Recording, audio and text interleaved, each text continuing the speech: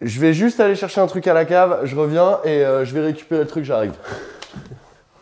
Ah, tu l'as trop mal fait. Je l'ai trop mal fait. Ah, je l'ai trop mal fait.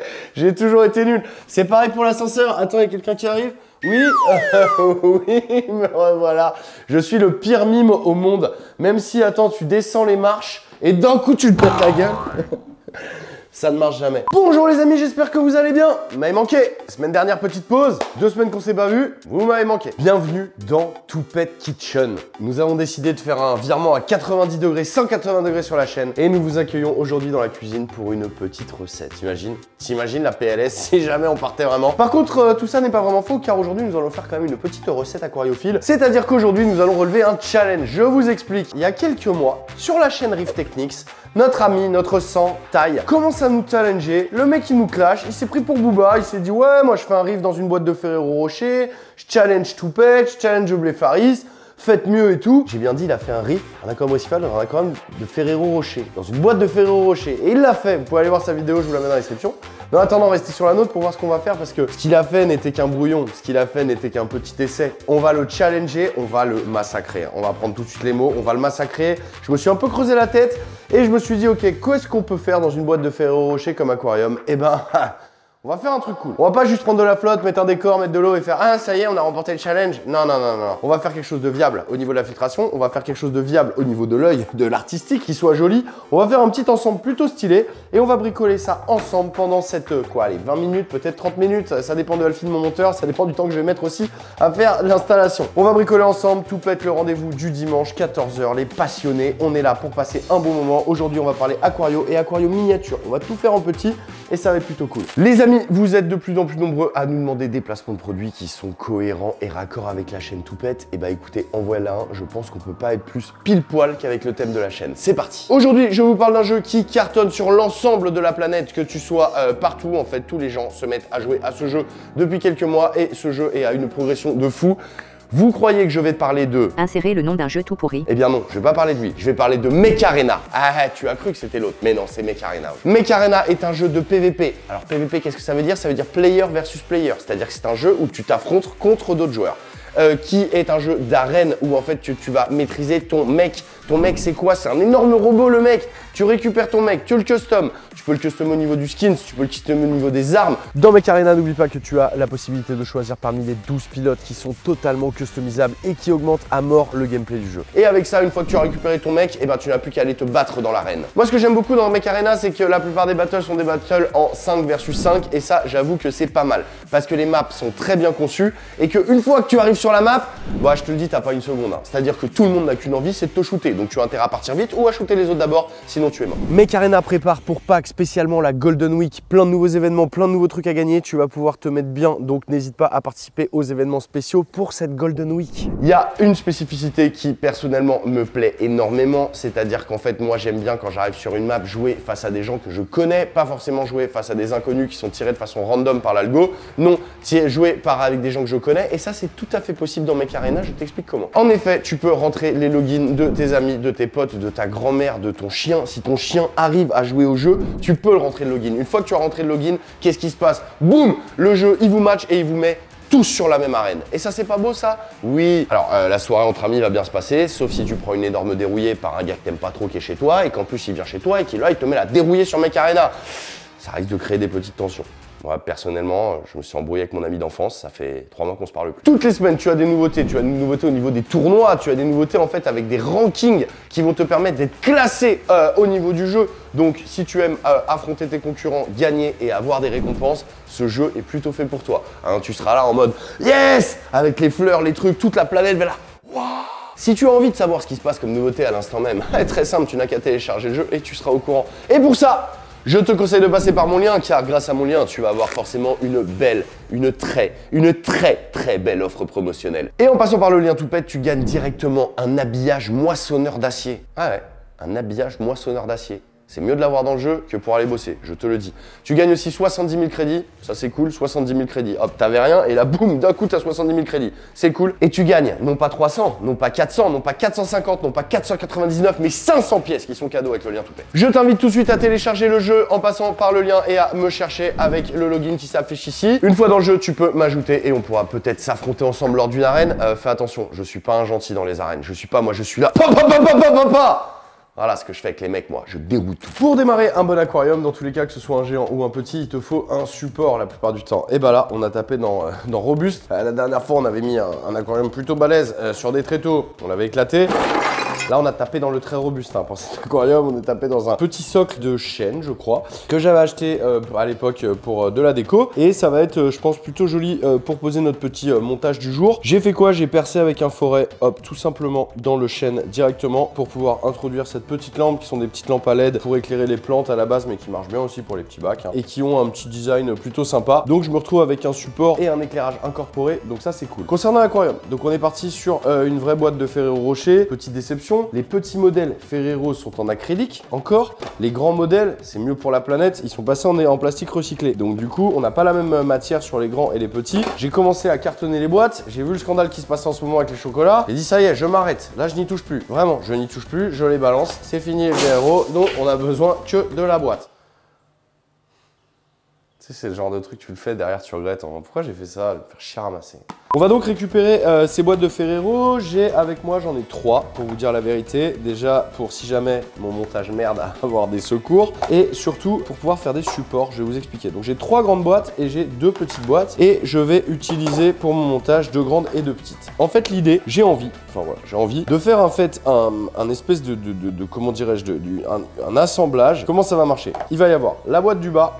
Tac, c'est ma décantation. C'est là qu'il va se passer toute la partie filtration. La boîte du haut, c'est là qu'il va y avoir la partie bassin. Bassin? Oui, le petit bassin d'intérieur. Et elle s'emboîte. Donc je pense qu'on va pouvoir faire un truc plutôt propre et plutôt carré. La petite boîte du bas va me servir de support. Et la boîte du haut va me servir de bassin de lagunage. Bassin de lagunage? Mais de quoi parle-t-il? Vous commencez à voir là où je veux en venir. En fait, j'ai envie d'envoyer l'eau en haut, qu'elle squatte ici d'abord. Du coup, on va pas avoir besoin de couvert. Que l'eau, elle squatte d'ici d'abord. Ensuite, faire un petit passage et qu'elle arrive dans le bassin du bas où elle va être filtrée par en dessous. Tout ça c'est complexe, pas du tout. C'est juste en fait les principes de l'aquariophilie. On va faire une vraie filtration, on va faire un endroit où il va y avoir de la pouzzolane pour qu'il y ait des bactéries qui puissent se développer avec les plantes et tout, ça va être bien. Et on va faire en fait la vraie technique d'une bonne filtration, que ce soit d'un bassin d'un aquarium sur un tout petit volume. Donc ça va être rigolo. Pour ça j'ai du nanomatos, j'ai des mini pompes, j'ai de la mini déco. Donc ça aussi ça va être rapide à nettoyer. Le sable, il y en a une poignée, quelques galets. Mais je pense qu'on peut constituer un truc vraiment sympa et faire un petit ensemble plutôt atypique et mettre sa race à taille sur Rift Techniques, qui nous a challengé en lui présentant une œuvre aquariophile, plus qu'un aquarium. Déjà, ce qu'on va faire, c'est que pour que ce soit joli à la fin, on va peindre les supports. Donc, la boîte du bas et la bague de décantation, on va les peindre en noir. Comme ça, ce sera très joli. Donc ça, je vais demander à Alex de s'en occuper. Comme ça, moi, je vais pouvoir commencer à faire les perçages et bricoler. Alex, tiens, si tu peux aller me peindre ça à la bombe.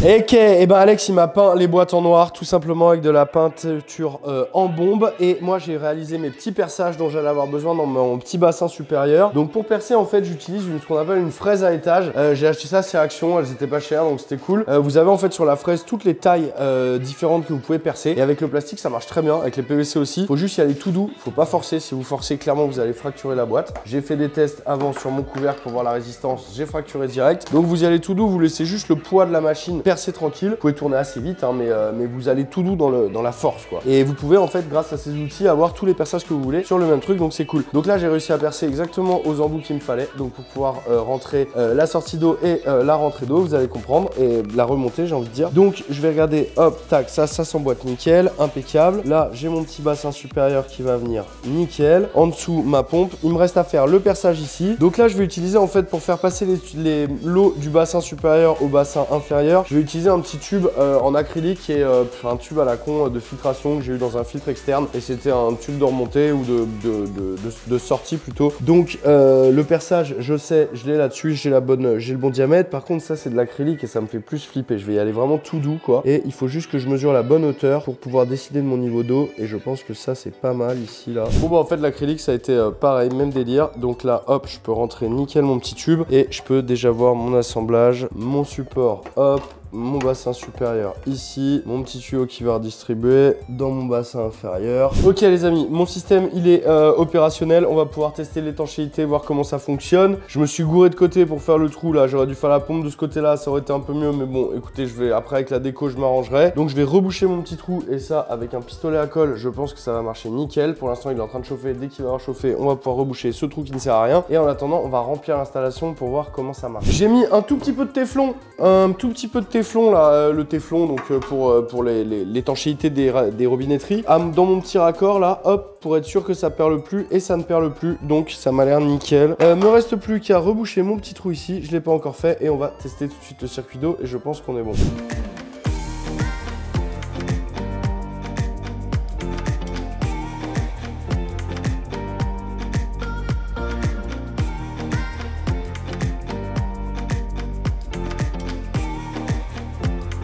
Bon les amis, ça fonctionne, le circuit d'eau il marche, il y a des fuites nulle part, la décantation opérationnelle, le trop plein ici, boum, donc l'eau elle part par en bas, elle est distribuée hop dans le bac du dessus, elle coule dans le bac du dessous, c'est cool, clac et repart dans la décantation en bas. Maintenant qu'est-ce qu'on va faire? On va mettre du matériel de filtration dans la décantation du bas, on va pas s'embêter, on va se mettre une mousse, hop, clac, une mousse que je vais découper à la taille, je vais la poser dans le fond, donc l'eau arrivera d'un côté, traversera la mousse et repartira dans la pompe, donc ça va être parfait pour rattraper les petits débris qu'il pourrait y avoir. Et ensuite donc là je vais vider le système. L'avantage des mini bacs, j'avoue, c'est que je remplis, je vide comme ça. Il y a l'équivalence de, je sais pas, il doit faire 2 litres peut-être en tout, peut-être 2 litres et demi. Donc c'est très facile à enlever et tout. Je vais le vider, on va faire la plantation, on va faire le scape, on va le re-remplir, puis on va regarder ce que ça donne. Allez, c'est parti. Pour le scape, écoutez les amis, c'est très simple. Ce qu'on va faire, c'est que j'ai récupéré des plantes in vitro, j'ai récupéré des mousses et j'ai récupéré des toutes petites racines. Évidemment, le but de, si vous voulez que ce soit joli, il va falloir que ce soit, comment dirais-je, que la taille de vos décors soit proportionnelle à la taille de votre bac. Si vous commencez à mettre du gros galet comme ça va pas le faire. Si je mets un gros galet, c'est pas joli. Donc le but c'est de trouver tout en anneaux. Donc j'ai trouvé des petits galets comme ça. Donc je vais commencer en fait par poser mes galets, mes petits bouts de racines en fait, comme si on faisait un bac vraiment totalement classique, j'ai envie de dire un normal. Et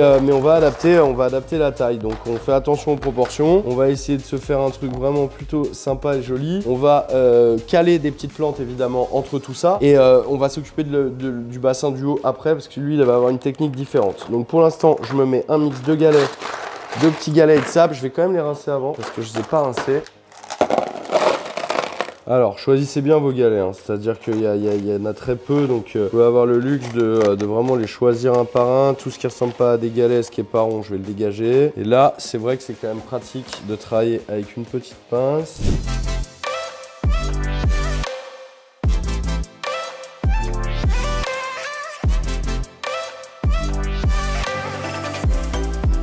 Pour les plantes, vous avez le choix, mais moi je vous conseille de partir avec des in vitro qui auront déjà des toutes petites tailles, des toutes petites feuilles. Là j'ai de la micranthemum, donc la micranthemum elle aime bien la lumière quand même, donc bon là j'ai déjà quand même, ça a l'air faible, mais en vrai ça marche pas mal, on le teste sur les cactus, sur les plantes tropicales, ça marche pas mal. Et là je pense que ce petit setup je vais le garder dans ma cuisine et de temps en temps il prendra des petits rayons de soleil. On va en parler parce qu'il va falloir s'en méfier du soleil, c'est un peu la limite entre guillemets de ce genre de setup, c'est l'évaporation et les températures hautes, c'est-à-dire que dès qu'il va y avoir des grosses fluctuations de température, le petit setup il va prendre pleine tête tout de suite. Sauf que les gens vont vous dire ouais c'est pas stable, les petits setups, c'est galère à faire tourner et tout. Alors la stabilité elle est opérée si vous avez un climat contrôlé, c'est-à-dire que s'il y a toujours la même température et tout, franchement la stabilité il n'y a pas de raison. Surtout que c'est très facile de faire des changements d'eau, des trucs comme ça. Et en plus quand ça part en live et qu'il y a des problèmes, contrairement à un gros setup, là c'est trop facile de restart, de repartir à zéro. En 10 minutes, en 2 minutes, le bac est vidé, on nettoie, on recommence. Donc c'est très facile. Sur un gros bac c'est beaucoup plus compliqué. Donc les petits setups en fait c'est super cool à l'œil, c'est super marrant à faire et tout, mais il faut faire gaffe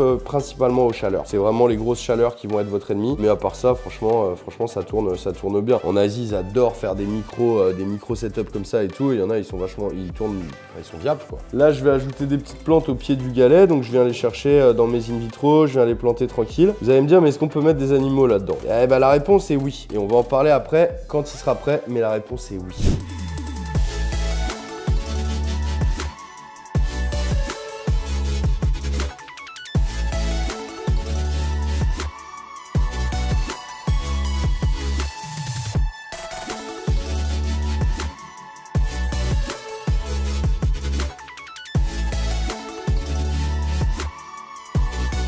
Ok, bah écoutez, pour le bac du bas, je pense qu'on est pas mal. Franchement, déjà, moi, ça me plaît pas mal. C'est cool. Pour le bac du haut, on va faire ce qu'ils font dans les bassins, c'est-à-dire on va faire une zone de lagunage. C'est-à-dire qu'en fait, en haut, on va mettre de la pouzzolane. Cet endroit va être un bon endroit en fait pour cultiver des plantes qui vont être entre l'air et l'eau. On va mettre de la lialopis et on va la mettre dans de la pouzzolane. Donc du coup, je vais déposer ma pouzzolane. C'est de la petite pouzzolane noire là. Hop, je vais mettre une bonne couche quand même, qu'elle est déjà que la plante ait de quoi bien s'ancrer et en plus que ça me fasse un bon refuge bactérien. On aurait pu faire tout le setup en noir et mettre de la pouzzolane noire aussi dans le fond, mais j'ai pensé que ça ferait un peu sombre en général et en plus les gens, je sais que vous êtes beaucoup à aimer les contrastes. Il y en a même qui vont jusqu'à faire des chemins de sable blanc au milieu du noir. J'irai pas jusque là, mais le contraste là, je trouve que le sable blanc en bas va être pas mal. Et là-dedans, on va planter, donc comme je vous le disais, Lilaeopis brasiliensis. Donc là, je l'ai eu en in vitro, mais j'ai vu qu'il la vendait aussi maintenant en plante de bassin. Et elle valait le même prix, 6-7 €, vous avez un gros pot. Mais là, il n'y en avait pas de dispo.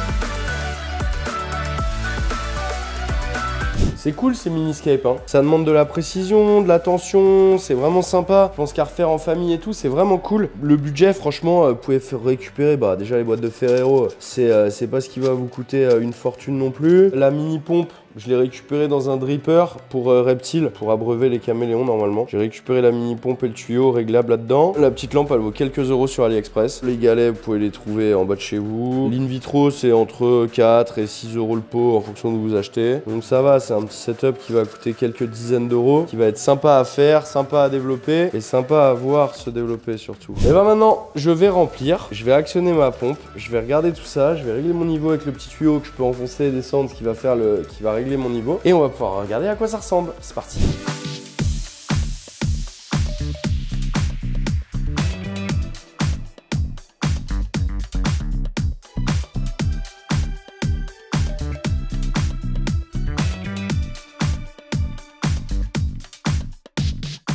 Ok les amis, et bah écoutez, j'ai l'impression que ça fonctionne, hein. J'ai l'impression que, en tout cas au niveau de l'eau, des circuits d'eau, c'est nickel. Le débit a l'air bon. J'ai utilisé des petits attaches câbles là pour fixer mon petit tuyau. Je peux régler le tuyau parce que c'était réglable là, donc ça c'est bien pratique. Je peux régler mon débit, hop, je vais l'accélérer un petit peu si je veux. Donc ça c'est quand même cool. On voit qu'il y a quand même un petit débit qui arrive. On va faire des petits plans, vous allez voir, il y a quand même un petit débit. Évidemment, ça va s'éclaircir dans les prochaines heures. Les plantes vont se redresser. En fonction de la source lumineuse, bah elles vont se diriger vers la source lumineuse. Je vous ai parlé tout à l'heure de mettre des animaux dedans. Alors, qu'est-ce qu'on peut mettre là-dedans? Bon, forcément, le choix il va être limité parce que déjà, il n'y a pas de place. Ensuite, les évasions sont très possibles quand vous voyez qu'il y a entre l'air, l'eau, avec les branches et tout, c'est très facile. Moi, je vois quoi là-dedans? Je vois, genre, si je fais de l'élevage de crevettes ou de guppies, par exemple, et de temps en temps, tu as envie d'isoler des jeunes quelques semaines et que tu voudrais t'amuser à mettre des alevins de guppies là-dedans pendant quelques semaines pour les isoler, les séparer ou n'importe quoi, transitoirement, c'est jouable. On pourrait prendre un alevin de guppy qui est tout petit, quelques alevins, ah j'ai eu une portée, je veux pas les laisser avec les parents parce qu'ils vont se faire manger, j'ai pas encore d'aquarium adapté à côté pour faire mon setup et tout. Si je les transférais là-dedans quelques jours, oui ça marche. Pareil avec les crevettes, t'aurais des bébés crevettes, tu voudrais les transférer là-dedans quelques jours, ça marcherait sans problème.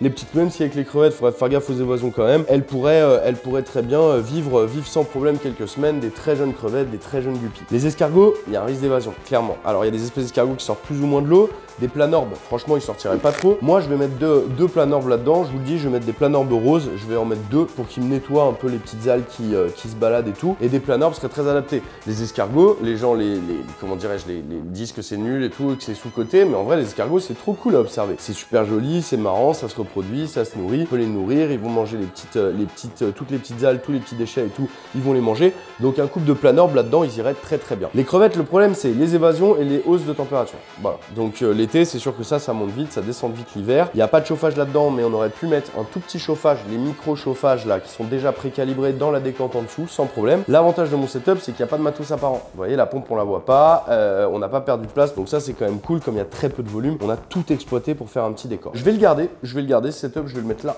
clac, sur le coin de ma cuisine, il prendra un peu le soleil le matin et tout, donc ça, je pense que ça va plaire aux plantes. Pour l'entretien, en fait, bah, c'est comme le reste, il faut faire des petits changements d'eau, donc c'est facile vu le volume, hein. Donc des petits changements d'eau toutes les semaines, tu vois, t'enlèves un verre d'eau, tu remets un verre d'eau. Donc tu as laissé reposer. Tu peux mettre un petit peu d'engrais pour les plantes, même si tu as des escargots et que du coup tu les nourris, tu vois, tes petits planeurs, bah ils vont comment dirais-je, produire des déchets qui après vont rentrer dans le cycle de l'azote et vont faire que les plantes vont se nourrir des nitrates. Mais tu peux mettre une petite goutte d'engrais de temps en temps pour tes plantes. Et surtout tu fais des compensations parce que le niveau va vite s'éporer, surtout avec mon mode bassin. Hop là, j'ai une partie du décor qui allait se faire la malle. Hop là, attendez, je vais le remettre. Avec ce mode un peu bassin là, comme ça, forcément, ça va vite s'évaporer. Donc il faut penser rapidement à ça, à la compensation. Donc du coup, je pense que on peut se dire sans prendre trop de risques, à peu près tous les jours, il faudra rajouter tout petit peu d'eau, clac, pour garder le petit niveau. Donc moi, je te conseille de faire un petit trait sur le côté. Tu vois, tu prends un stylo et tu fais un tout petit trait au level du. Bah non, je suis bête. Il y a un niveau constant. Hop, je suis bête. Là, il y aura toujours le niveau, c'est en bas que ça va varier. Donc en fait, tu regardes le niveau dès qu'il varie, tu fais un petit trait, clac, pour être sûr que dès que ça varie, tu compenses, tu vois, c'est mieux.